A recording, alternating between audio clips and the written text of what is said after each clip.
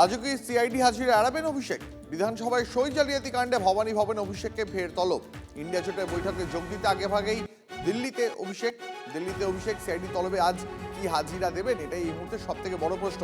সরাসরি কথা বলবো এই মুহূর্তে আমাদের সঙ্গে আমাদের প্রতিনিধি সুপ্রিয় রয়েছেন। আমি সরাসরি একবার সুপ্রিয়র সঙ্গে কথা বলি। UEM Jaipur is a perfect target for prospective students aspiring for good jobs, good education with future-ready skills. সুপ্রিয়, একদিকে অভিষেক বন্দ্যোপাধ্যায় আজকে ইন্ডিয়া জোটের বৈঠকে যোগ দিতে দিল্লিতে রয়েছেন মমতা বন্দ্যোপাধ্যায়ের সঙ্গে, অন্যদিকে আজকে তাকে সিআইডি তলব করেছে। আমার প্রশ্ন হচ্ছে, আজকে কি অভিষেক বন্দ্যোপাধ্যায়ের হাজিরা দেওয়ার সম্ভাবনা রয়েছে? এবং যদি অভিষেক বন্দ্যোপাধ্যায় হাজিরা না দেন, সেক্ষেত্রে সিআইডি পরবর্তী পদক্ষেপ কি করবে?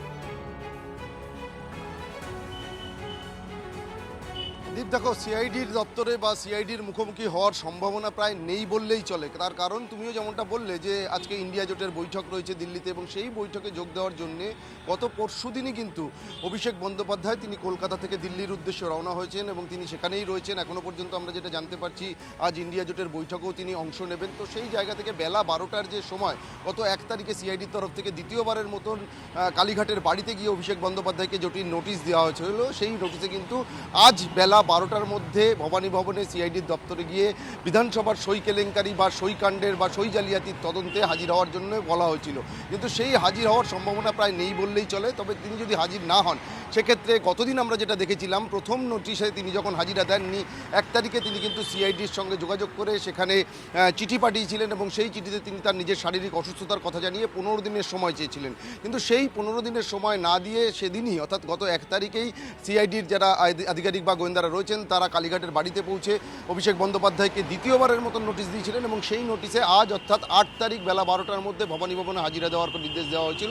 এখন যেটা দেখার যে আজ যদি তিনি হাজিরা না দেন, সেক্ষেত্রে সিআইডির সঙ্গে তিনি যোগাযোগ করছেন কিনা, বা যোগাযোগ করে সেক্ষেত্রে তিনি কি জানাচ্ছেন, বা তিনি যদি সময় চান সেই সময় আদৌ তাকে দেওয়া হয় কিনা, বা ফের তাকে নোটিশ দেওয়া হয় কিনা, সেগুলো কিন্তু সময়ের সঙ্গে সঙ্গে স্পষ্ট হচ্ছে। তবে যে বিষয়টা এক প্রকার বলা যেতে পারে যে আজ যে তাকে হাজিরা দেওয়ার নোটিশ দেওয়া হয়েছিল, সেই হাজিরা যে তিনি দেবেন না বা দিচ্ছেন না, সেটা কিন্তু এক প্রকার বলা যেতে পারে। কারণ তিনি যেহেতু দিল্লিতে রয়েছেন, সেই জায়গা থেকে তিনি হাজিরা দেওয়ার সম্ভাবনা কিন্তু প্রায় নেই বললেই চলে, এমনটাই বিভিন্ন মহল থেকে মনে করা হচ্ছে। একেবারে সুপ্রিয়, অনেক ধন্যবাদ তোমায়।